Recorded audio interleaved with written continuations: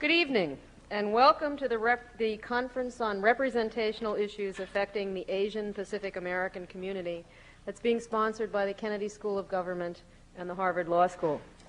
I'm Julie Wilson, Director of the Malcolm Weiner Center for Social Policy, and I'm very honored to have been asked to introduce our speakers tonight and moderate the panel that will kick off this exciting and very important conference. Some of you who know me know that my work, my research has been on cities, the history of cities. And if you look at the history of cities in this country, you cannot avoid the recognition that of the importance of the ebb and flow of ethnic and racial communities, the importance of this to the story of our country, communities that have been sources of strength to their members and communities that have also been barriers to achievement in the broader society. We've all struggled with some of these issues, no matter where we're from. The history of our country is really the history of trying to come to grips with a changing diversity. I'm from northern Minnesota, as some of you know. I could tell you a lot of jokes about Swedes because I'm a Norwegian American, but I learned that as soon as I left Minnesota, no one else cared. It was within our community. I think this diversity, coming to grips with this diversity, has underlay a lot of the humor in our country, a lot of the art, the literature, the movies, the novels. It's been a part of what we do. In my lifetime, one of the things I've observed is that most of the dialogue about this, however, is dyadic. It's whites and African Americans and Jews, Asians and Hispanics, and it's only recently that we've seen more avenues of dialogue, a more mixture of people thinking about this as multicultural, talking with one another. I first noticed this a couple years ago when I was teaching about poverty, and some of you who are here pushed me very hard in class and said, why is it that none of these tables show anything about Asian Pacific Americans? Everyone thinks we're rich. No one recognizes all the diversity. And that led us to start a series of brown bags where different groups would come and present stories about the diversity of their particular ethnic or racial group to other groups in the school. And by the second or third, we began to hear questions that started with, you mean, or, but I always thought, or, but that's the way I think about it too. And what happened was we started seeing an opening up and a spreading of the dialogue across groups. Many of you who are here were part of that dialogue. We're now seeing a rather dramatic change in our country. What's going on in Washington? The whole tone of the debate has changed. Concern about what the role of government is, what the scope of the social safety net ought to be, is being debated in ways that many of us thought was never possible in the past. It's also no secret that communities of color are disproportionately likely to be hurt by the outcome of this debate. It's also clear that corporate downsizing is limiting the opportunities for other avenues to success for many of us, particularly communities of color who often find themselves in our central cities where there are fewer and fewer jobs. But I would like to argue that, as someone once said to me, every black cloud has a silver lining. And there is a silver lining in this change. And that silver lining may come in the form of devolution and block grants, which, if there are not many strings attached, and we still don't know how many strings will be attached, will force decisions down to the community level and the state level of how our money ought to be spent and to whom it should go. This suggests to me that communities of color will have a greater say in what happens in some of these programs than they have now. I think all of us feel far more distant from Washington than from our local government. And when our local government has a greater say in the decision, even though the pot of money is smaller, and none of us want to be too optimistic about this, but when the local community has a greater say, then the broader communities within that local community will have more of a voice. For that reason, I think it is particularly important that the conference that you're carrying out this weekend address a lot of these issues, that it support this continued dialogue, it thinks seriously about ways to influence what is going on, and be prepared to take advantage of changes that are coming from Washington, no matter how dire those changes might seem to be right now. I'd like to introduce the panelists The way we're going to do this is I will introduce all of them at once, and then they will each make their presentation. We'll give them a chance to talk with one another, and then we'll open it up to questions. I think most of you know that when it comes to time for questions, just line up behind the mic, and we'll just alternate from mic to mic. Our first speaker is Reverend Charles Stith, formerly pastor of Union United Methodist Church in Boston, who left that ministry in 1994 to carry on a broader ministry. Some might say taking the gospel into the community, reminding all of us of the covenant. He's now the national president of the Organization for a New Equality, or ONE, as it's called, which very recently played a key role in negotiating a $500 million community reinvestment agreement among Massachusetts bankers. Reverend Stith is taking his action out into a wide range of communities, ranging from the artistic and cultural institutions through banking institutions and others. And he's going to talk to us a little bit about some of his theories, I think, about doing this. Esther Aguilera is executive director of the Congressional Hispanic Caucus in Washington, D.C., which means that she's responsible for supporting this caucus as it addresses a wide range of problems. She can't afford to be narrowly policy-focused like some of us academics. She's got to have a handle on all the issues. She's been at the Congressional Hispanic Caucus for some time, came there from La Raza, where she worked primarily with health and elderly policy. Is that correct? Peter Kiang is an associate professor in the Graduate College of Education and American Studies at the University of Massachusetts at Boston. We appreciate him coming over today at unfortunately the last minute because of some difficulties of another panelist. He's faculty advisor for the Asian Student Center and founder of the Institute for Asian American Studies and the Center for Immigrant and Refugee Community Leadership. He works extensively in the area of racial conflict in schools, developing leadership in immigrant and refugee communities, and thinking about access by communities of color to the information superhighway, which is a very important issue that we now address. And our fourth speaker is John Trasvina, who's Deputy Assistant Attorney General for Legislative Affairs at the U.S. Department of Justice, who was counsel to Senator Paul Simon, and who is a longtime member of Hispanic and Asian American community organizations. And we just heard both of the final two speakers were in one of the first Asian American Studies programs at Harvard. So they were here from the beginning. John has been mentioned as one of the 100 most influential Hispanics in the United States. So join me in welcoming these four panelists, and begin with Reverend Stith.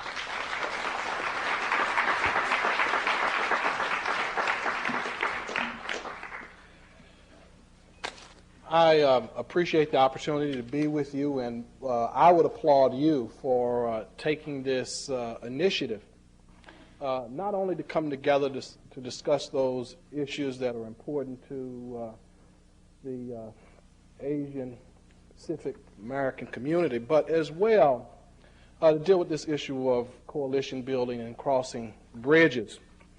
I've been given 7 minutes. And I don't know how much you know about black preachers. That's short. But I'm going to approach this task with some sense of judiciousness and a hope for fidelity. And I want to deal with 3 issues real quick.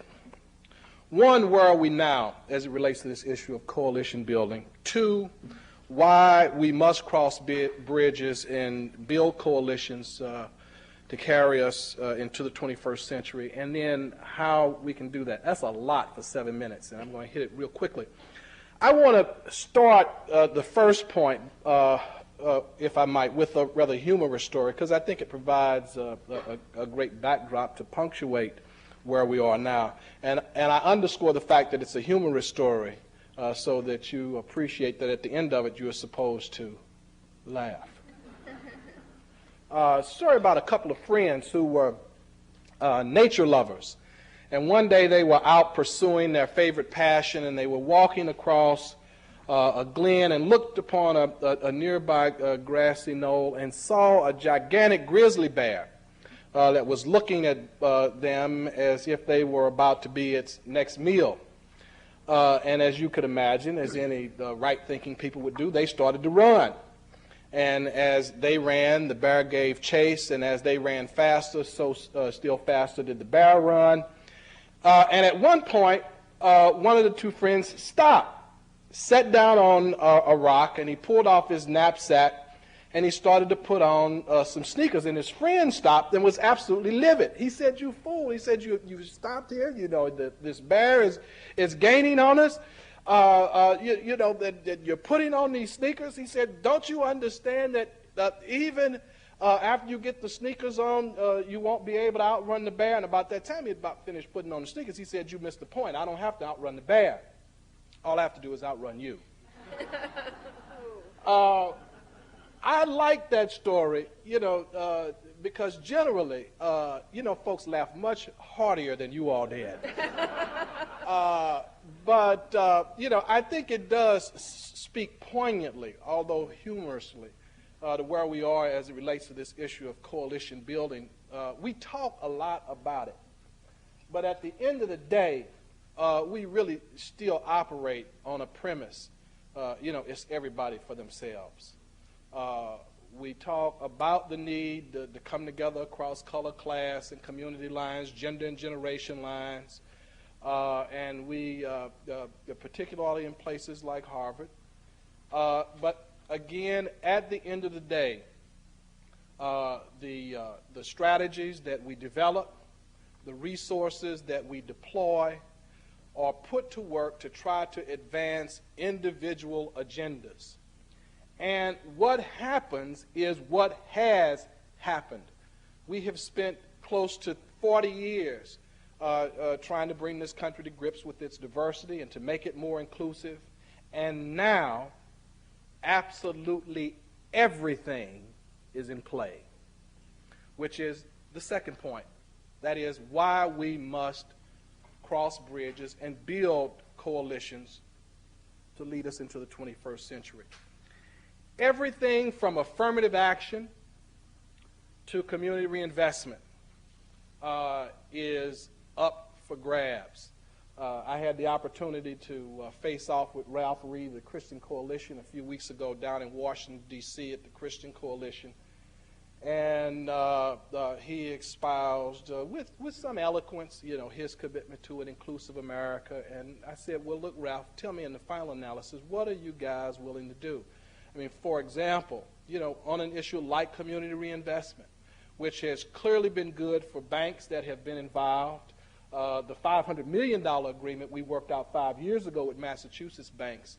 Just recently, we were involved in negotiations out in California with Wells Fargo Bank and negotiated a $45 billion community reinvestment commitment. And banks are moving in that area because they are finding out that it's good business for them.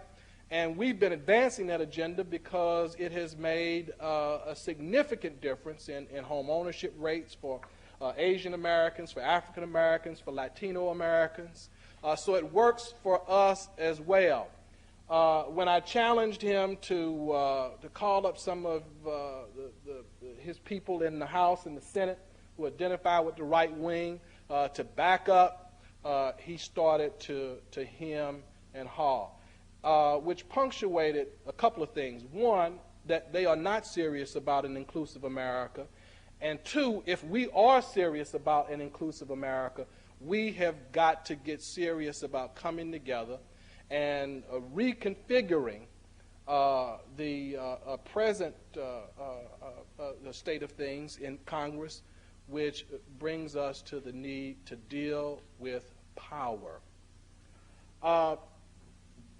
We must cross bridges and build coalitions, not simply for the sake of power, but I'm absolutely convinced that the soul of this country is at stake. We might have come over in different ships, to invoke a cliche, but we are in the same boat now as Americans. This country will only achieve the greatness which ought be its destiny if we can come together across color, class, community, gender, and generation lines. We must build bridges because, I look at this audience, and a lot of you are a tad younger than I am. But I am one of those in this country who were fortunate enough to be born on the cusp of very dramatic change in this country. I know what apartheid American style was like. And for those folks who wax eloquently about the good old days, let me tell you, the only thing good about the good old days of Jim Crow is that the good old days are gone. As my kids say, done that, been there, done that, don't need to do it again. Now, the how of building those coalitions. And this is one of the reasons I felt rather comfortable that I'd get within my 7 minutes. How am I doing? I'm getting close.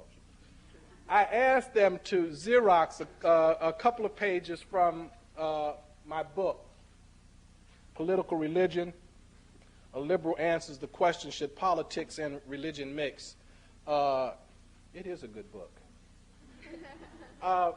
But just to walk through these and maybe make a quick point. Here, the first, thou must affirm the value of diversity. Given everything that I've already said, an issue like this is particularly important against the backdrop of some of the economic angst that people are rightly feeling in this country right now.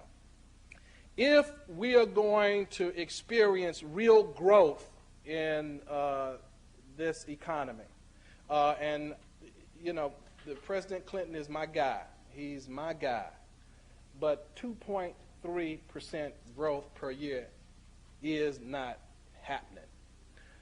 If we're going to experience real growth, then it means that we are going to have to compete and win in a global economy defined by rules ensconced in NAFTA and in GATT.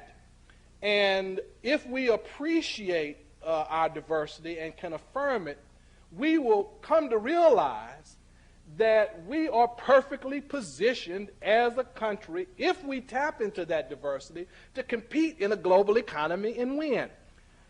The second commandment, thou must know the history of the relationships, that is, the pitfalls and false starts.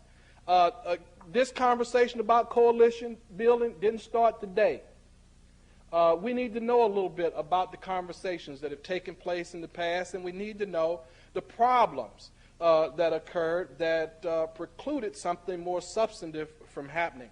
The third commandment, thou shalt affirm not only the desirability of collaboration, but the necessity for collaboration.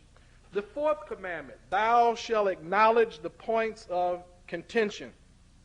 When we were doing a lot of stuff in terms of the black Jewish community, one of the things that folks would say, well, we've got to agree to disagree on some things. Respectfully, I would say that that's poppycock. There are some things that are not negotiable.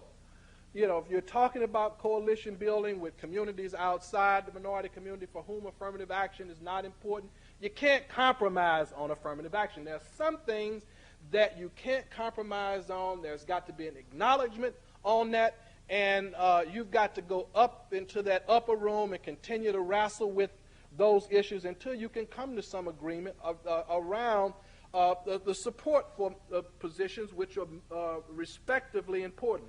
Thou shalt be sensitive to each other's pain and problems. One of the things that has historically been an impediment in terms of coalition building, or folks arguing about whose ox has gotten gored the deepest. Well, we need to start from the premise that we all have our pain, and we need to be able to talk about that pain which we feel, and we need to be honest and open with each other about that pain. But then we need to get on beyond that. Thou shalt look for those things that are shared in common. There are some bases for our coming together. Thou must deal with issues that are respectively important, which is also referenced a little bit higher up. Thou shalt seek to involve and identify new leadership, not to compete with present leadership, but to complete the circle of leadership. That is what is so important about this gathering today, is that you all represent that next generation of leadership in this country. And if you all don't begin to take this agenda of coalition building seriously, even if some of these older people up here on this panel can get it together, unless there's some continuity, our prospects for moving this country beyond where it is are not terribly bright. Thou must seize the opportunity for a breakthrough in reaching out. I mean, there are points along the way where we have occasion to talk about the need to come together. Pat Buchanan has, you ought to have some sense of urgency about the need to come together. When you hear Brother Pat Buchanan speak. The 10th commandment is that thou shalt take the initiative to reach out even if there is no opportune time. I mean, we understand history, don't we? We understand where we are. And we ought not wait necessarily for some crisis or semi-catastrophic event to be the impetus for our coming together, not only to have these kind of discussions, but to do the kind of serious strategizing to move this country beyond the madness in which we presently find ourselves. That was 8 minutes and 22 seconds. Well done.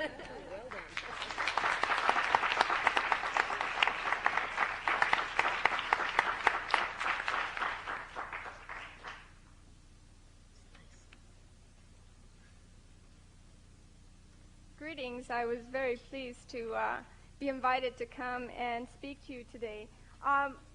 In my 7 minutes, I'm going to cut number 3 out and just focus on 2 points. First, I'm going to give you an overview of the Congressional Hispanic Caucus as a coalition, and then I will move on to how minority members in Congress have forged coalitions in this new environment. The Congressional Hispanic Caucus is a bipartisan group of 18 members of Congress of Hispanic descent, and their function is to serve within a forum and work collectively on their legislative agenda. Now, who are these members of the Hispanic Caucus? Well, there are 17 who have the ability to vote. That's about 4% of the total U.S. House of Representatives. And there are no Hispanic senators. The membership of the Hispanic Caucus is geographically and ethnically diverse. It represents 8 states from coast to coast, Puerto Rico and Guam, and includes members of Mexican American, Puerto Rican, and Cuban American descent. And Guam is of Chamorro ancestry, which has some Hispanic ethnicity to it. So if you look at this group, you say, well, it must be easy for them to come together. They're all Hispanic. They have similar issues and needs. Well, that is not the case. As I mentioned, they are very diverse in their political spectrums. We have 3 Republican members, and we have members from a very wide political spectrum. The states represented are New York, New Jersey, Illinois, Florida, Texas, California, New Mexico, and Arizona. So what do these states have in common?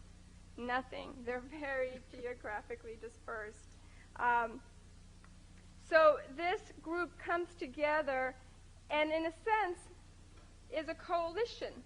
They are a coalition of members who voluntarily want to work together with their colleagues on issues that they agree on. So what do? They form their legislative agenda, their collective legislative agenda that focuses them on those issues they all agree on.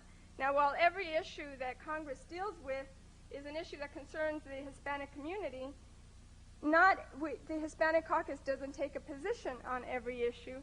They work on issues of immigration, citizenship and naturalization, education, welfare reform, language promotion, international relations, civil and voting rights, health and the environment, affirmative action.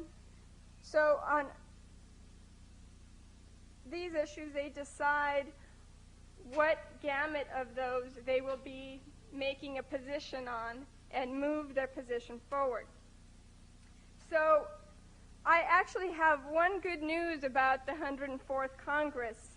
We know about the rise in the divisiveness, the issues that divide us. There's been quite a storm, and they are hostile towards minorities, and many are anti-immigrant. The one good news I have is that we saw for the first time in this Congress members of the three minority caucuses come together. That is good news. We have the Hispanic, the newly formed Asian Pacific American Caucus, and the Black Caucus working together for the first time, meeting, strategizing, deciding how they're going to come together on different issues and work together on them. Whether it's a good thing or a bad thing, this never happened before. You never had a meeting where all three of the caucuses actually met and decided this issue is important to all of us. And the first time we saw that was around the affirmative action issue during the appropriations negotiations, and where we thought that we might have an amendment in one of the appropriations bills that might knock out every affirmative action program we know. So they came together and they identified with this issue. Affirmative action was what brought many of the members into Congress. Affirmative action means that you as an individual should be able to realize your full potential and go into an area and a topic that interests you, not because you're a minority. Because you're a minority, you're Asian, you're Hispanic, you have to be working on Hispanic issues. You have to be working on Asian issues. Affirmative action means that the aerospace industry should be diverse. It means that our educators, people with PhD, should be diverse. And all of these members in these three caucuses saw that this was all a priority for them and saw that affirmative action was important.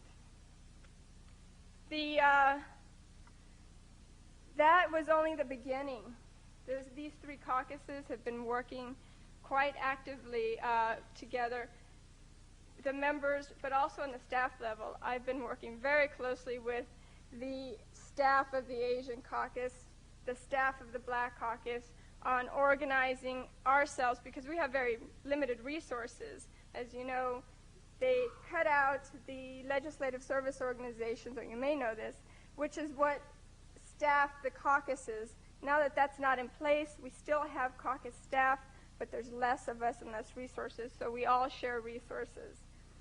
One of the things that the Hispanic Caucus has done, and I know that this was ongoing, we stole the idea from the Black Caucus, and I know the Asian Caucus is doing the same thing, is we form task forces, and these task forces have one member take a lead on a particular issue, so that all of the issues that are in our legislative agenda, we have one member leading that effort, and I work with him or her and their staff. Another issue that brings especially the Hispanic and Asian caucuses together is the issue of English only, and this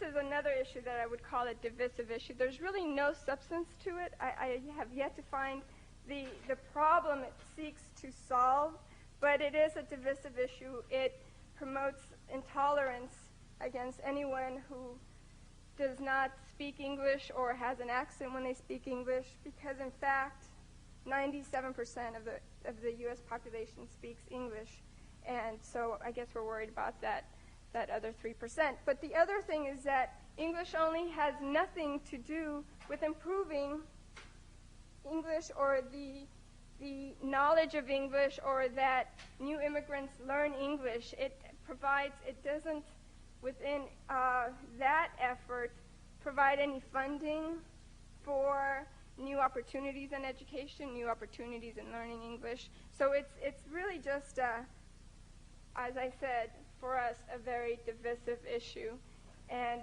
one that looks to divide the population among those that speak English and those that speak English, have been here a longer period of time, and those that are newcomers to our country. The other two issues that really brought these three caucuses together are welfare reform. We saw a lot of provisions that hurt immigrants, that funded welfare reform on the backs of immigrants. And to this day, we have the coalition of the three caucuses working actively to make sure that their voices are heard. And they're not picked off, because we know that it's easy for maybe one group to get a few provisions and they're happy and then pick them off that way. Well, they've been working together very actively. And more recently on the immigration bill, immigration reform, which in addition to curtailing legal immigration by about 40%, making family reunification difficult, it also has a lot of very hostile immigrant provisions that, with respect to benefits and basically funding, again, welfare and those types of programs on the backs of immigrants. I'm going to stop there, and if you have any questions, I'd be happy to address them.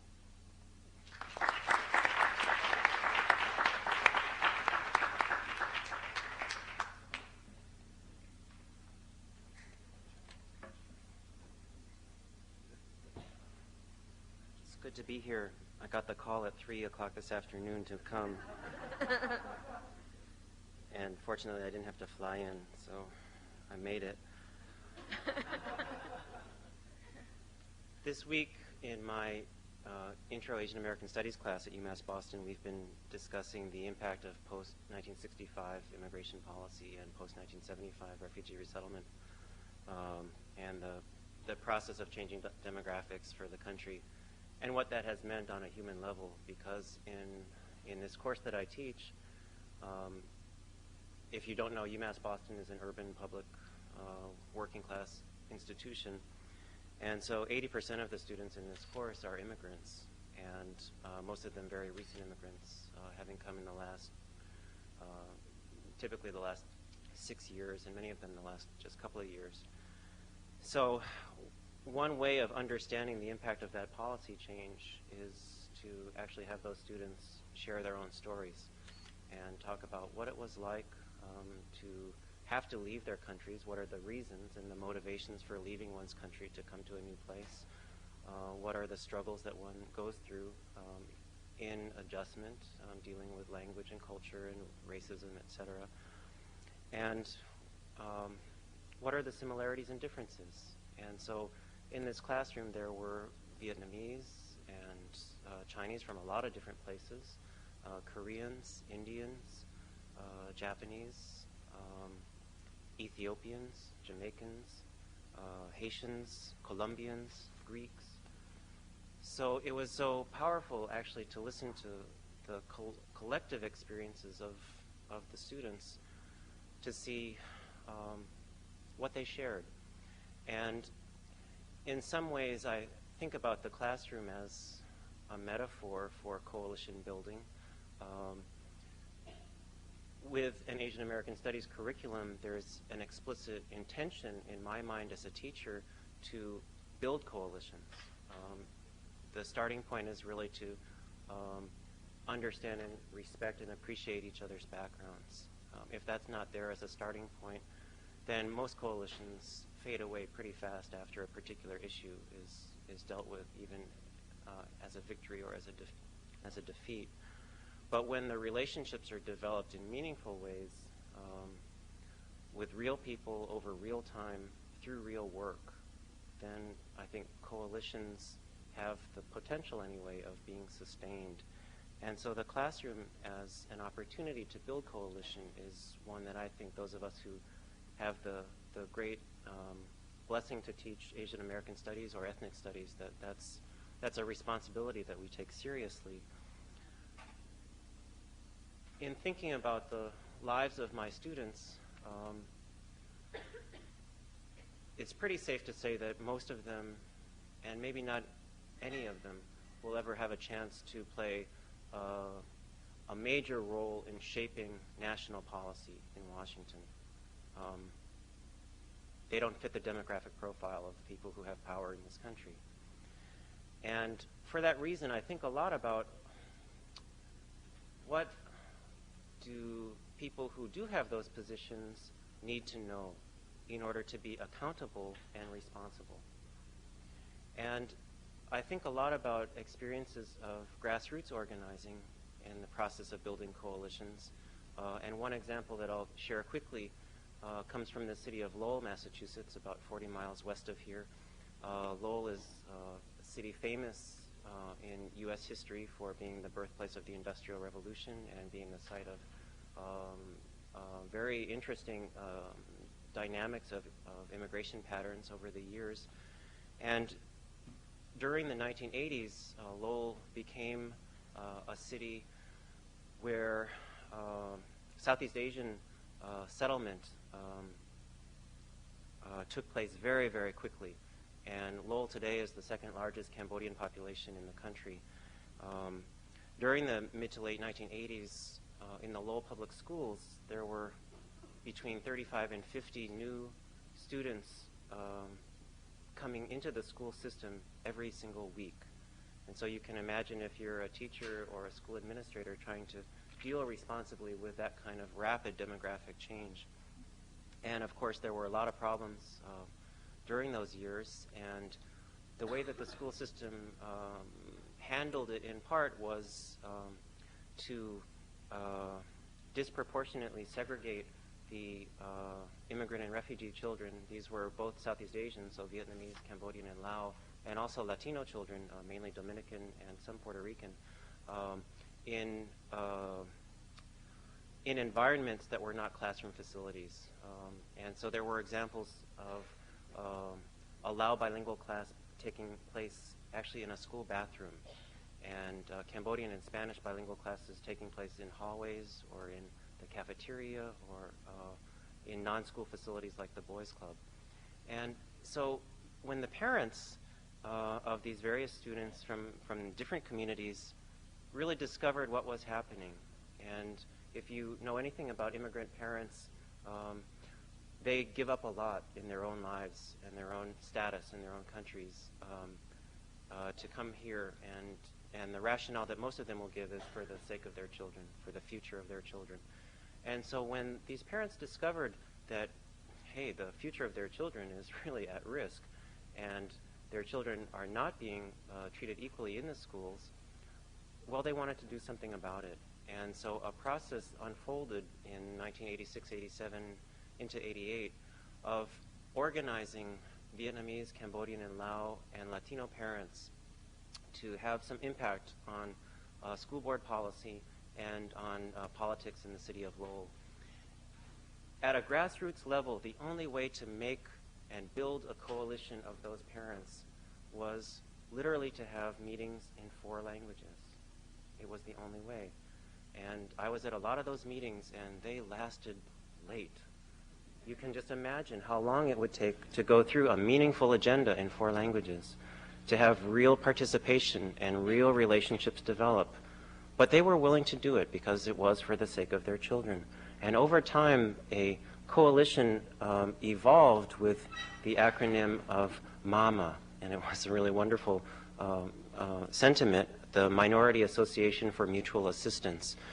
And MAMA, over time, developed a 14-point program on the basis of which they sued the city of Lowell for violations of Title IV and Title VII, denial of equal educational opportunity. And it was amazing. They went to school committee meetings, and the president of the school board at that time, the son of Greek immigrants himself, he responded to the parents' request to have their interpreters be part of the meeting so that they could understand what was going on.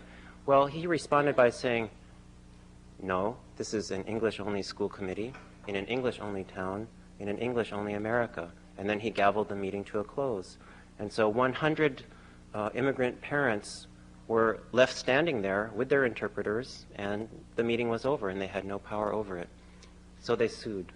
And over the next 13 months, through a variety of of tactics, they forced the city to settle out of court. And they won 13 of the 14 demands of their platform.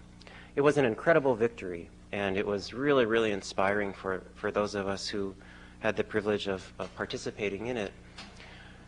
When I was interviewing some of the Asian parents towards the end of that to have them reflect on what the experience of organizing meant to them, one of the Lao women, she said to me that she had always been watching the Latino parents who had taken a lot of initiative and leadership for the organizing process. And she described them as, those Latinos, or those Puerto Ricans, she said, they can just go walk into the meeting and just start saying real loud, yeah, we want this, we want this. And then she pointed to herself, and then she said, but us Asians, we can't really do that. When we walk into the meeting, it's more like, oh, we want this. And she paused, realizing what she was saying, and then added, but give us some time. We're learning. And that was very important. That idea that coalition building is a process, that community organizing takes time and hard work, and that lessons can be learned and shared, and that people change as a result of going through that process. That there is an aspect of personal transformation that accompanies efforts to affect issues and make social change. And so when so many talked about give us a chance, we're learning, well, yeah, that's right. For all new immigrant groups, the coalition building traditionally around the minority agenda has been obviously based on racial politics. But the racial categories are problematic themselves. And so in my classroom, when we talk about the black experience, well, it's more than African American, because I have Jamaican and Ethiopian and Haitian students, and an immigrant from Zimbabwe as well. And so just within that category, there's a lot of coalition building that needs to take place, and a lot of respect and understanding to be forged. And so obviously those of us in the Latino and Asian American communities have dealt with that from the beginning of trying to have a political impact across our racial categories. But nevertheless, those lessons just within our racial categories are important to summarize and share. And the coalition building across racial categories is not simple. And perhaps there were some simplistic models in the 60s, but those really don't work in the 90s. I'll just make one final point that again comes from the perspective of trying to do grassroots organizing with immigrants. And I think it has something to do with the definition of leadership too. A lot of what we're trying to do through CIRCLE, the Center for Immigrant and Refugee Community Leadership and Empowerment, which is a statewide leadership development program for Massachusetts, it focuses on the idea of capacity building, building the collective capacity within specific immigrant communities to have an impact, to be able to articulate needs and develop a vision and action plans and really make some progress. Capacity building and community development, those are very closely linked together. And for our individual communities that we represent or that we participate in, that's a process that I think is ongoing.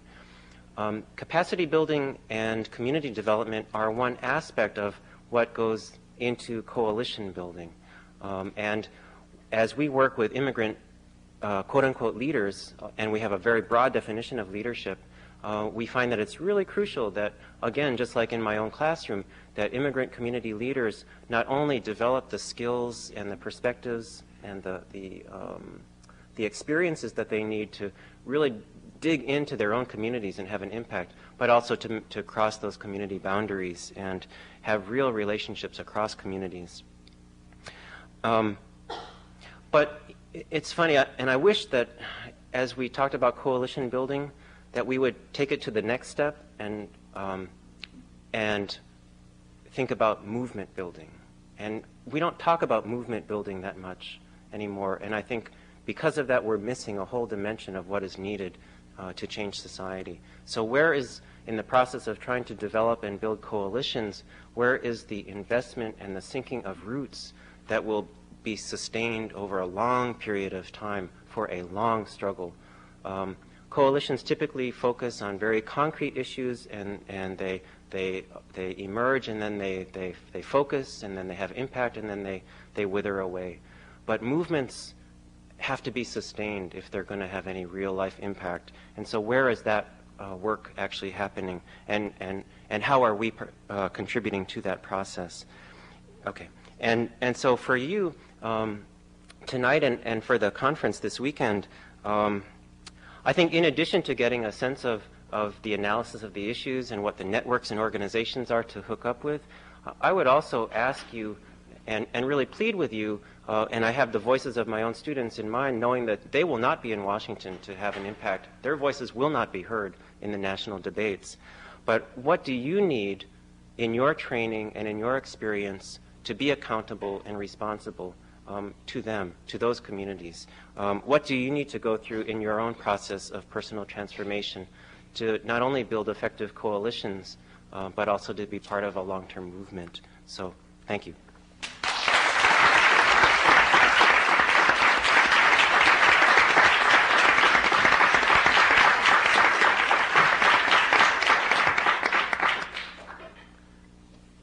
Thank you. I was an undergrad here, very involved with the Institute of Politics, and it was at the same time that the forum was opening. And one of the first events, it actually was the largest forum event at the time. We brought Cesar Chavez here to the forum, so it's nice to be back.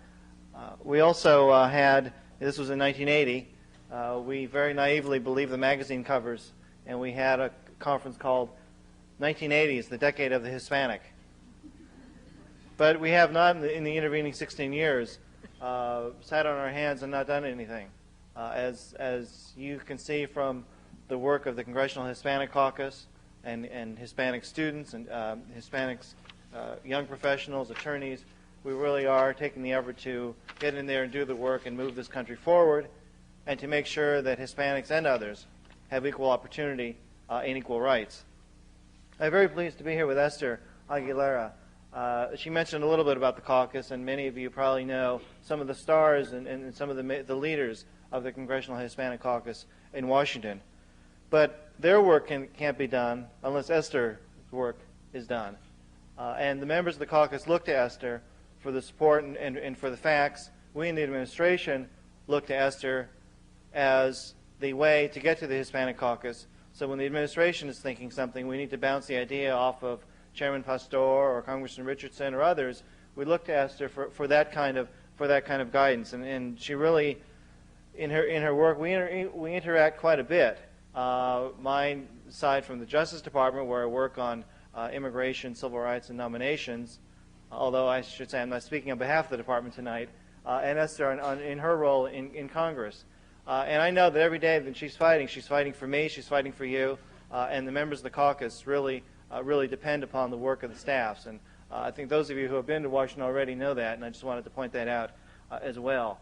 I was disappointed that, although I'm very happy to see Peter after all these years from our days in college, I was disappointed that Francie Youngberg, who was going to be on this panel, was not available to attend.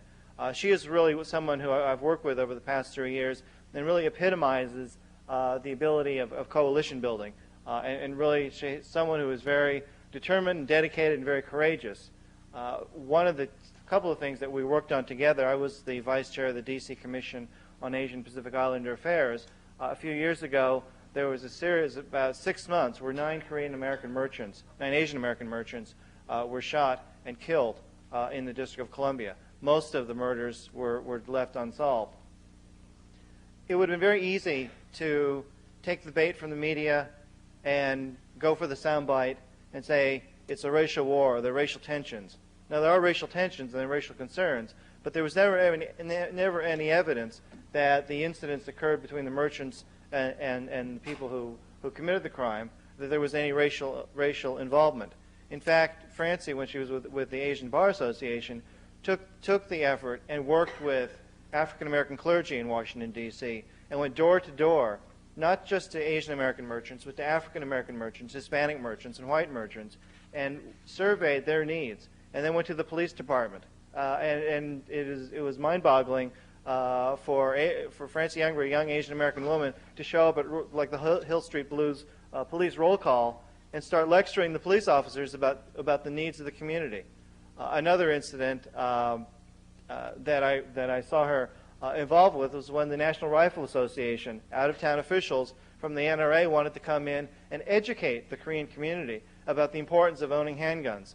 And this is something that it fit their agenda, but it certainly didn't fit the wide, broad-ranging coalition-building, working together agenda. And Francie literally went on stage, took over the podium, took over the microphone, and made very clear that the NRA's approach was not one that was welcomed by those who are really working together. So I think that she has really done a lot in coalition building, and I'm sure you'll be hearing a lot about her. If she's not, she may be on a panel tomorrow, and I very much commend your attention to her words. My own experience in coalition building has shown me how difficult it is, and it really is based upon, coalition building has to be based upon understanding, and understanding has to be based upon knowledge.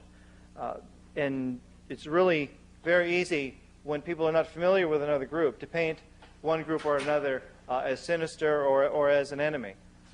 This morning, Charlotte Observer, I don't subscribe to it, but I picked it up at the airport on the way up here. There's a story in here about a town called Lawrence, South Carolina, where they're setting up the world's only Klan museum. It's called the Redneck Shop. And it is just appalling to see what is going on. It provides photograph upon photograph of cross burnings and men in hoods, white robes. You can see stacks of segregation-era signs. Colored people must sit in balcony. No dogs, Negroes, Mexicans. These signs are selling for $1 a copy. The article quotes a 92-year-old black man who was former school principal. He said, "I thought I'd seen the worst. I thought these days were over, but they're not." Now one could just read that article, set it aside, and say, "Well, geez, things are just as bad as they ever were." But in reality, things are not just the way they used to be. The blacks and whites in Lawrence, South Carolina, where this is taking place, have come together and are working to demonstrate to each other and to the outside world that there is not a place in their town for a Klan museum. And this museum apparently is selling T-shirts with Klansmen on it saying "the original boys in the hood." And this is something that is reprehensible to anybody. And in coalition building, we really need to make sure that everybody is responsible for coalition building. Everybody is responsible for making these things work. As I said, learning it requires a lot of learning and learning about each other to overcome outmoded beliefs.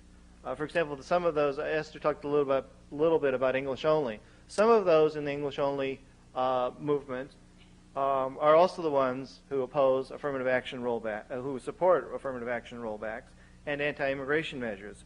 And some of the specific campaigns in these three areas have made specific efforts to split African Americans from Latinos and Asian Americans. Now, this is not a new trick. Back in the 1870s in California, the Spanish bilingual provisions of the Constitution were removed, not because of any hostility to Hispanics in California, but because the fear of Chinese immigrants were going to come in, and there would be trilingualism. Now, who was doing this? Well, it was the Working Men's Party that was established by other immigrants of Irish ancestry. So all the various groups were fighting each other, and this is something that has continued. In the 1940s, during World War II, Chinese Americans were taken to wearing buttons saying, "I am not Japanese," or saying, I am Chinese," because of the physical dangers they had by those who had mistaken them for being Japanese. Today, Proposition 187 is sold to black voters, unsuccessfully, I might add. The black voters voted against 187 in California on the theory that immigrants were taking their jobs and housing away. And the misnamed California Civil Rights Initiative that is going on the ballot in November is pitched to Asian Americans because blacks and Hispanics are taking away Asian American seats at the University of California. And on English only, it's sold as something to unite the country. Well, the only time we ever had a civil war, everybody on all sides spoke English. The issue wasn't language. The issue was the respect and dignity of every man. We don't have to have a wedge driven between or among communities. In response to those who say that immigrants take jobs away from native-born workers, you just have to note that the median unemployment in the 10 highest immigration states was 5.9% from 1960 to 1991, and 6.6% in the low immigration states. The states with the highest unemployment had 1.5% immigrant populations. The states with the lowest, and that was less than half the immigrant percentage of the lowest unemployment states. So you have low unemployment in high immigration states and high unemployment in low immigration states. In the area of education, Harvard School of Education professor Marcelo Suarez Orozco recently completed a study which was quoted in the Los Angeles Times just last month. He found that 84% of newcomers in Los Angeles schools said that school was the most important thing in their lives. So newcomers coming into our schools are not making them bad schools. Actually, it's 84% of newcomers said that schools were the most important thing in their lives. 55% of Mexican-American students thought that, and 40% of white students thought that.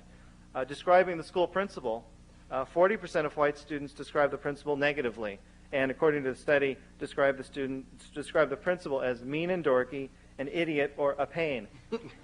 But only 10% of newcomers agreed with that assessment of their school principal. In reality, 60% of the newcomers thought their principal was very friendly, a good person, and capable. On language, a very divisive issue, Miami, where it is probably the most heated issue, 98% of Hispanic parents surveyed indicated that it was essential that the children read and write English perfectly. Only 94% of non-Hispanics felt the same way. So there is no antipathy towards English among Hispanics in the United States. In business, Forbes magazine survey of the best cities to do business in the United States. San Francisco was number one. One of the reasons because it's access to Asia and its receptivity to other cultures. Number two was Atlanta, the capital of the South, the Olympic city. A city where people are closed off, in contrast, is really a city that is dead or a dying city. So it takes a lot of reaching out. I want to mention I'm a board member of a group called the Conference on Asian Pacific American Leadership, called CAPAL. Some of you who have been in Washington may know it. We established this 5 years ago. It's designed to bring Asian American students to Washington, D.C. to get them involved in internships and into public policy. We have a series of seminars during the summer, as well as, I don't want to give a commercial in this organization, but it is one that has really tried to bring Asian American students to Washington. We have summer stipends. One of the things we do is a summer seminar series, and one of the seminars we have is on African American and Asian American relations. And some people thought, well, this is diluting our mission. We really need to focus on Asian American issues. In reality, though, the surveys, there was a very minority opinion of the organization. In reality, this has been one of our surveys among the students indicate this is one of the most important seminars they have throughout the entire summer, of working together and really building those coalitions. And I think the conference you have put together tonight and this weekend is another step towards that. In closing, I can't help but think about what's called the Black National Anthem, and the words from there: "Lift every voice and sing, let freedom ring, victory will be ours." That is an anthem that belongs to everyone in this room and everyone of goodwill, and I commend you for the work you're doing to achieve that.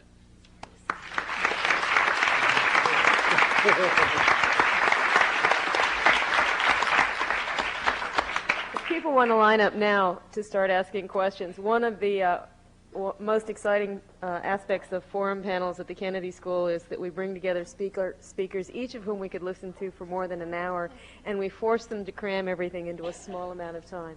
Since we're running a little bit late, we're going to start with questions. You know the rules. State your name and focus on a question rather than a speech. Thank you. And you may direct it to someone. Is it on? Okay. Thank you. My name is Oki Takeda, graduate student in political science at Princeton University, and my question goes to Ms. Aguilera.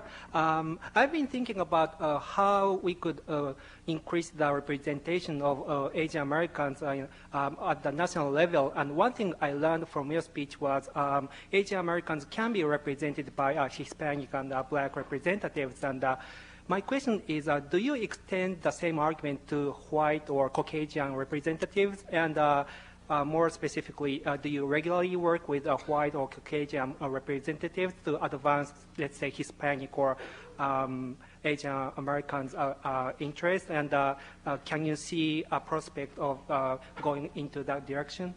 Sure. Yeah, great question. The short answer is you have no choice. Let me give you an example. When we talk about coalitions and focusing on an issue and developing that issue and strategies, you want to try and bring in as many people that agree with that and that can work together as possible. And especially if they're diverse. I mean, just as the Hispanic population is diverse, the Asian population is diverse, we know that the Caucasian population is diverse. And so you will find plenty of willing people that will work in your coalitions, and because it is with numbers, the larger the numbers, that you get your strategy to win. Let me give you an example. Today, just before coming here, getting on the plane, we had a coalition meeting with staff members of Congress and organizations outside of Congress on the immigration reform bill, H.R. 2202. And some of the amendments, the way this coalition came together, it's a bipartisan coalition that is working on this bill, because something that isn't widely known about immigration reform is that it is a divisive issue for both Democrats and Republicans. You have in both parties two lines of thinking on this issue. So what we did back, not early enough, it was maybe a couple months ago, maybe 3 months ago, is form a bipartisan coalition on immigration reform. And that coalition began by focusing on two areas, not the entire bill, but those areas, again, that we could agree on and we could come together on. And that was one, that the cuts and the limits to permanent visas and permanent legal immigration to this country in the bill was too harsh, and we wanted to eliminate those provisions. The second was that we did not agree with the worker verification requirements that we thought would ultimately lead to a national ID card system. And the people we coalesced with were Republican Caucasian members. So now you have a very interesting coalition working basically in these two areas, and it's very exciting. We have today, well, last night, the rule on the bill was published, and we know what amendments are made in order. And one of the amendments, actually both of the amendments that we fought for were made in order. And you find the funniest combinations on these amendments. So you have Congressman Chrysler, Berman, and Brownback, two Republicans and one Democrat, sponsoring this amendment to strike most of what is Title V and those reductions in legal immigration. And then on the ID card provision, you have Congressman Conyers and Congressman Shabbat, a Republican, introducing the amendment to strike the verification provisions. And I can go into a lot of what this bill contains, but I don't think we have enough time to do that, and how this got going. But yes, it's very important to reach out, very important for the success of a coalition. And the coalition is going to decide when and to whom you will start coalescing with. Thank you. I wanted to respond to that question rather quickly. I think Esther did an excellent job responding to the question of representation and power at what I would call the level of geometry. But one of the great things about politics, as practiced within the context of this country, is that it's fundamentally arithmetic. 1 + 1 = 2, and if I've got 2 and you got 1, I win, you lose. One of the issues that we have got to take very seriously in ethnic minority communities around this country is voting on election day.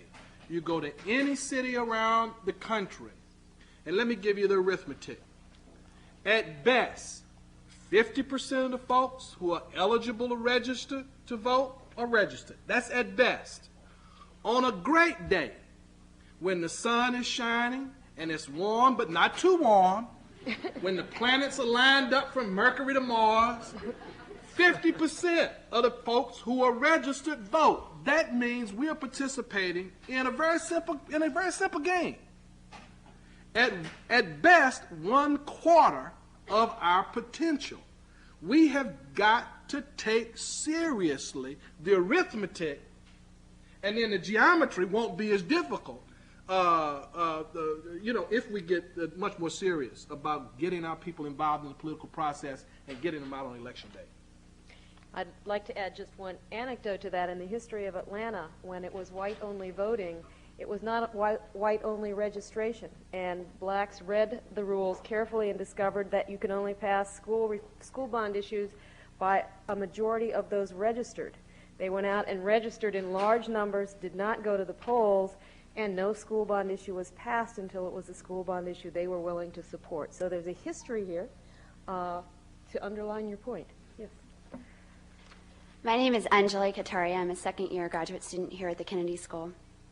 All of you have touched upon moving towards more diversity tonight, and I thank you for your thoughts. I'd appreciate any or each of your thoughts on my question. When we speak of affirmative action and we speak of coalition building, of diversity, I'm struck by a void in understanding what is our goal.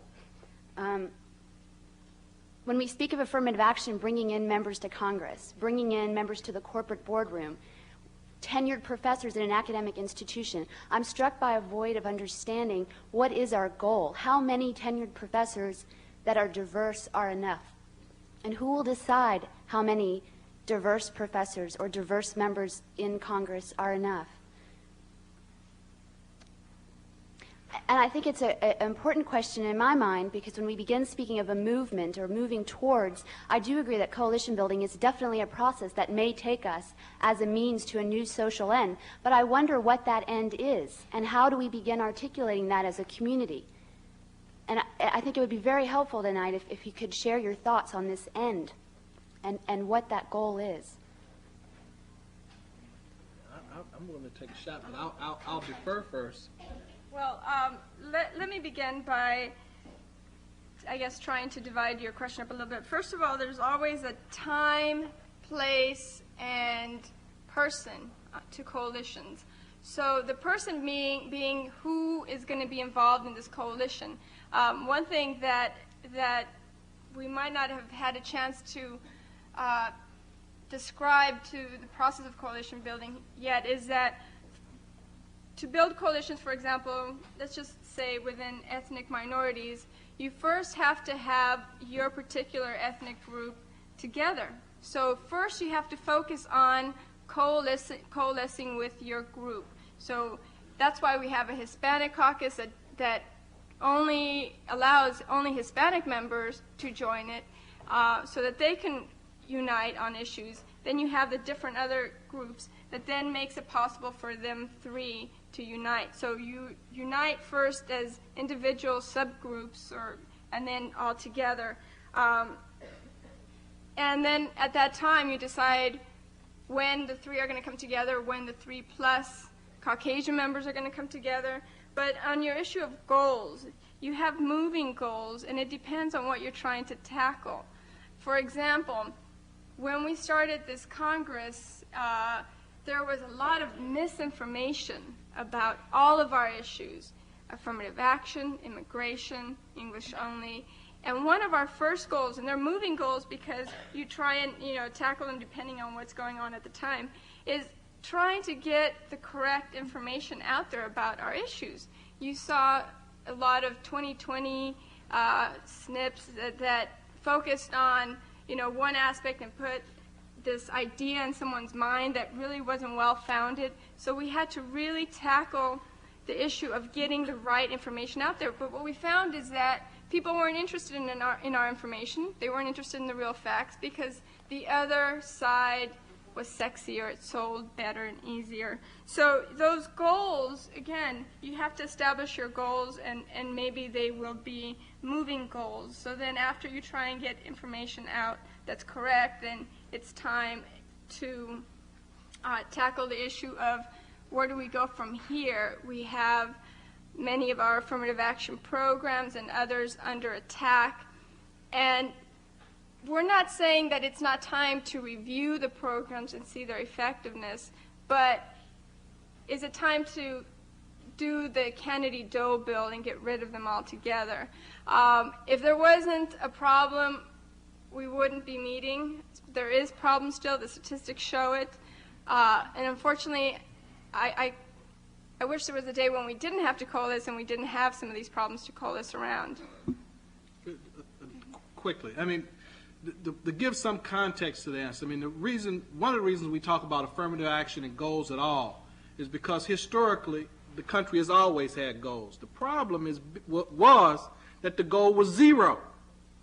We know that's unacceptable.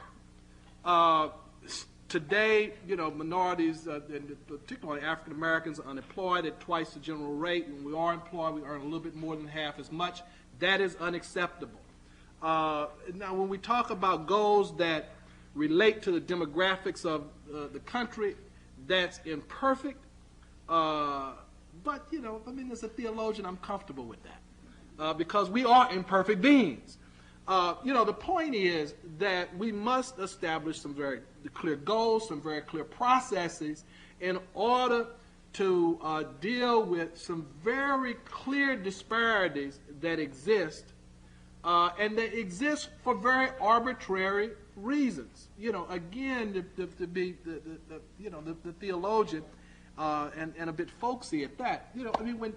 When God sprinkled genius among the human race, it was all over. It wasn't just white males that got a little genius sprinkled on them. It was everybody. And so, one, it's fair and just to ensure that folks across color, class, and community, gender and generation lines have the opportunity and the access to become the best that they can be and to fulfill the American dream.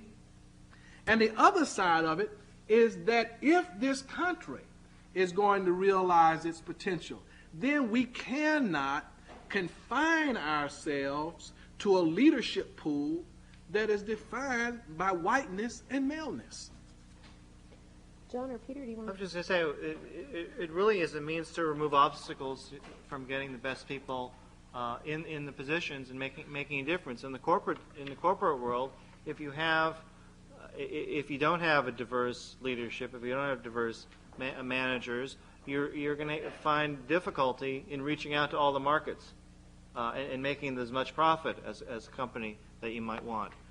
In education, having an African American school teacher is not just a job for an individual who should get the job. It's a role model for African American young people. It's a role model for others to see an African American in a position of leadership at a very young age. We don't have really the luxury to say, well, we're not going to go for the best people. We're going to go for what we're going to keep some of the best people out. And affirmative action just is a means of opening up the doors. So, and you will have very different decisions if you have a diverse Congress or a diverse boardroom. And really, it is the customers and taxpayers of certain answers, if they're kept out, well, they are not being served. And it's a matter of not only just fairness and justice, but effectiveness and our ability as a nation to move forward. Peter? And I heard in your question maybe a distinction between goals and something else that you were touching on, which I would call vision. And vision may not come just from social science analysis or the political arena or engagements with power. And so I think part of responding to your question quickly would be to say that let's look at what some of the writers and artists are also telling us about what's missing in our society and what's the promise of a different society. Thank you. We have 5 more people standing. Let's see if we can't get through all 5 questions. Hi, my name is Vicki Kohung. I'm a third-year student at the law school here, and this is addressed to the entire panel, particularly, actually, Mr. Chazina and Ms. Aguilera. In listening to your talk tonight, all 4 of the panelists, I was struck by the example of 2 cases. One, the recently settled case of a Chinese-American lawsuit against Lowell High School about affirmative action, which revealed deep, deep divisions within the Asian-American community about affirmative action, and also a recent ongoing lawsuit in Manhattan, I think, or it might be Brooklyn, or it's in New York City, where PearlDeaf, the Puerto Rican Legal Defense Fund, is leading a charge to preserve bilingual education classrooms, yet a community-based group of parents, Latino parents, want their children to be taken out of those bilingual classrooms and stuck into English-only classrooms. So given those 2 examples, and in the kind of larger context of coalition building, how do the individual communities, in pressing a specifically DC agenda, how do you translate or communicate those kind of very deep divisions in Washington, D.C., where, at Capitol Hill, these issues are debated, or in the context of a presidential campaign, these issues are debated, and how do you get, to present, a common or solid front when you talk about issues like English only and affirmative action? Well, as a former graduate of, a graduate of Lowell High School, I followed that litigation very closely, and I think in a number of circumstances, what you are driving at is really that we need to educate our own communities, and our people in our communities don't have the luxury of being able to read the congressional record or to be able to read the statutes and the law books as to really what people's individual rights are and what the ramifications are to certain decisions. That's not an elitist position to say, oh, well, we know better for people than mothers and fathers about their education. But there is a lack of knowledge. A good example is the California Civil Rights Initiative. Pollsters now show that when people read the initiative or when it is read to them and they find out more information about it, the more people know about it, the less likely they will be for it. That is also true when English only goes on the ballot and other measures go. English is the official language, is the most sounds great, but then you have to start looking, well, what does it mean? What does it mean to parents in school? What does it mean to 911 services? What does it mean to all sorts of things? And once people understand what it means, then the positions of the advocates in Washington are aligned with the community. So it is really a matter of working with our own communities, getting back to understanding and knowledge.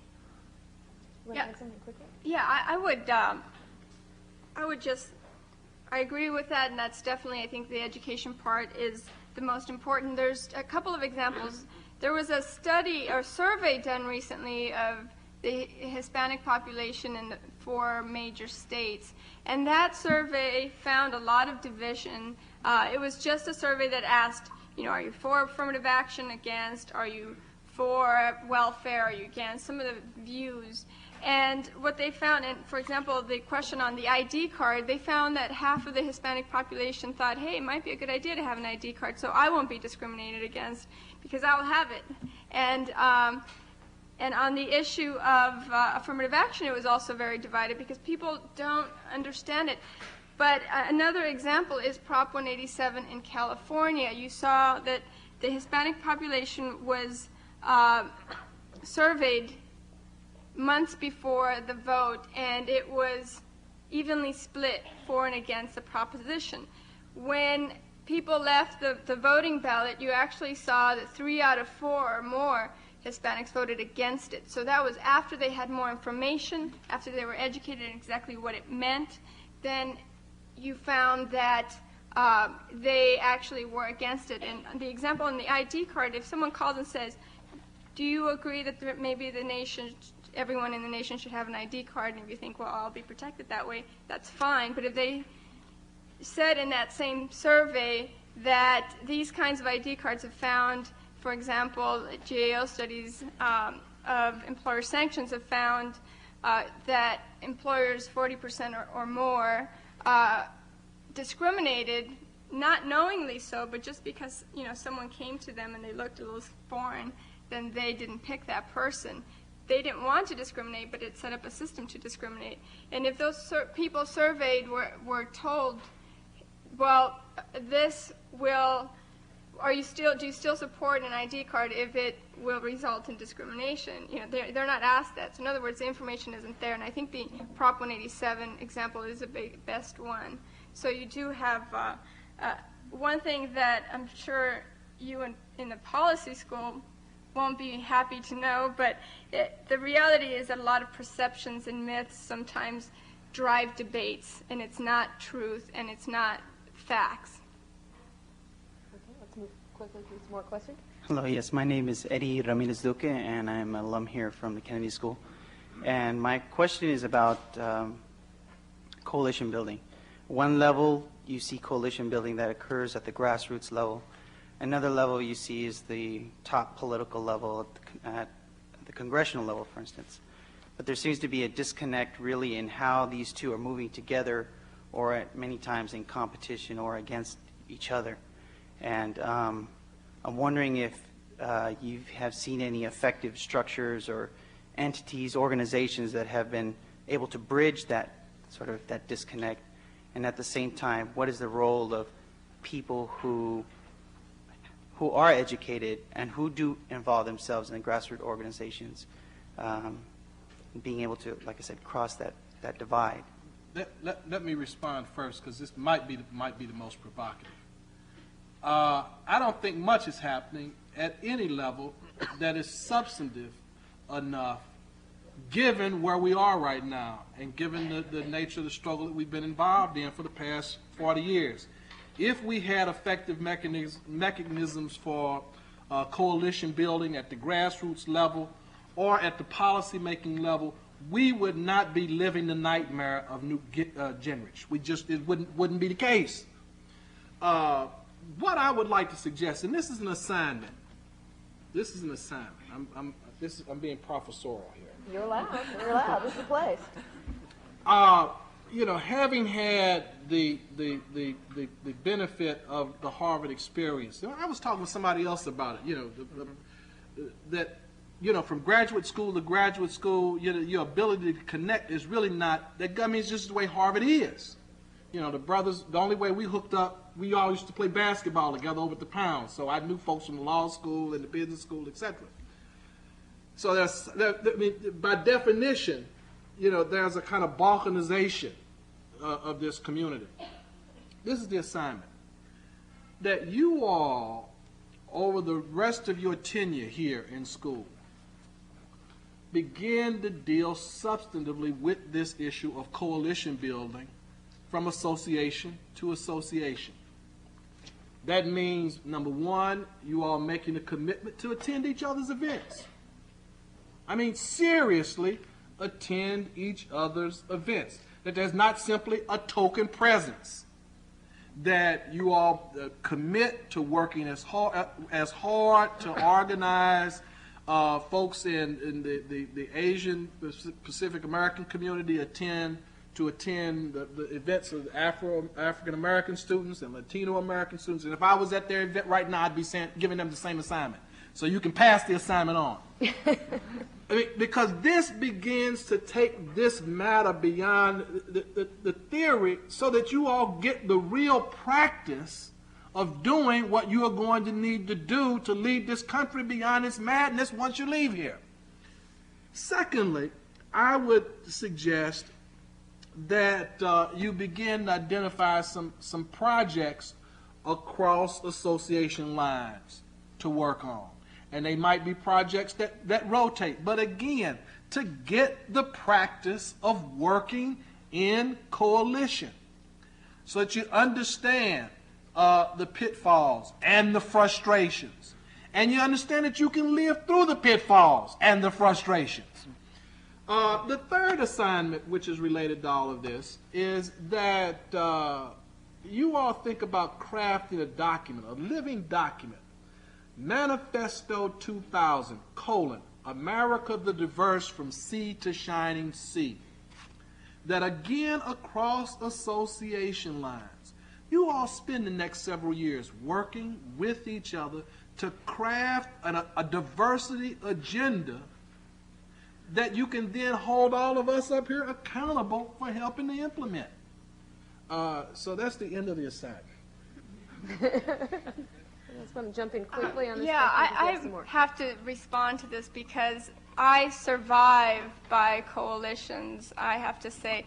I get my work done through them, and I am a strong believer that you need to have coalitions at every level, not only community-based grassroots, but also statewide or more national groups and federal-wide, because when an issue comes up, I'm not the person out in the streets with all the answers. I call organizations and groups that are in the grassroots that help me to put something together to respond. So there are coalitions out there. The unfortunate thing is that having coalitions and networks within the community at the grassroots level is a luxury that we don't have right now. Our community-based groups are too busy with their own survival and trying to survive, and you might have some personal experience on this, and coalescing and building agendas is a luxury that they don't have, right? There's an organization that I'm working with currently called Barrios Unidos. They have chapters in different parts of the country, and they're just starting to forge them together, and the problems they're having, but they're there to survive, and this is a group that I'm looking forward to them working together, because when it comes to issues of crime and justice, I'll be looking to them to help me out with answers. But again, we need more of them. It's the only way I can get some work done is through, for example, the Hispanic Education Coalition. There's a huge immigration coalition that all ties in together. They all work together. We all work together. It's this funny network. But I think there needs to be more coalitions at the grassroots level, and anyway, I mean, to get resources to them, to get resources for them to network would be a big help, because if there was a network, for example, groups that were involved in crime prevention and prevention programs, and they were all networked together, and something I knew was going to happen with legislation that affected their groups, if I gave it to one person and they can give it to 100 or 200 or 300 other groups, that helps me out, because I don't have time to call those 300 groups. Very, very, very important. Form, associations, anything. It helps. We're supposed to, I've been told we have time for only one more question. We have two people. We're going to take two questions if the panel will promise to answer in 1 minute each. Can we try it? I realize that's only a start, and the questions are good. Okay, and that's too bad, because I guess the first part is a comment, and that's to Ms. Aguilera. When you said that the Black and Hispanic and Asian caucuses have finally united behind the 4 issues of affirmative action, English-only welfare reform, and immigration reform, I have to say, bravo. It's about time. I can't believe they got by Reagan Bush without doing that to begin with, but at least that's hopefully a good start for the future. But my question is that, do you build, what happens when the issue of class and culture divide? For example, the English movement, only movement was started partly by, unfortunately, S.I. Hayakawa, the first, Asian senator from the mainland, Of course. And the other question is that what should be done in such a case when about the oppression from within the community? I use the garment industry as an example. Of course, new immigrants are often exploited in the garment industry, and oftentimes the owner of the garment factories are, of course, also recent immigrants, but they in return are being exploited by the real exploiters, so to speak, the manufacturers who make maximum profit at minimum loss. So what can be done to unite people behind those lines without being too pessimistic that politicians can't do anything for them?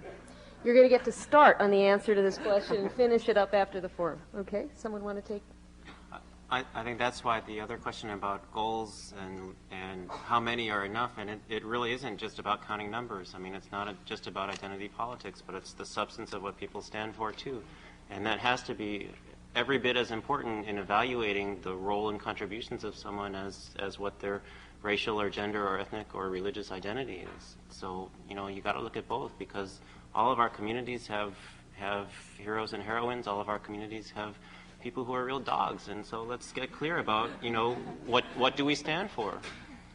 Sometimes we're our own worst enemy, and this is true in many communities, that sometimes we keep our own down instead of supporting them. That is very short-sighted, and a lot of these wedge issues are very short-sighted. I think they do the same thing. They scapegoat and pick off people, but I think the example of history is a very strong one. We all have to remember that someone before us fought for us to get the opportunities that we have now. And if we don't remember that, if we forget that, then we're going to think that affirmative action isn't necessary because we got there. Last question, quick. Okay.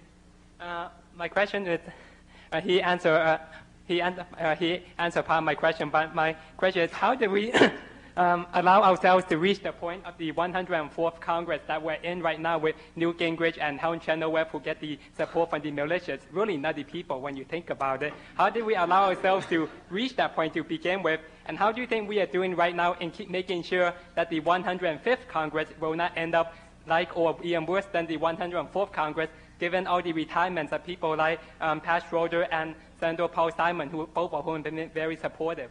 But Jesse Helms and Strom Thurmond are running for re-election, and they're not supportive. You want to answer? Yeah.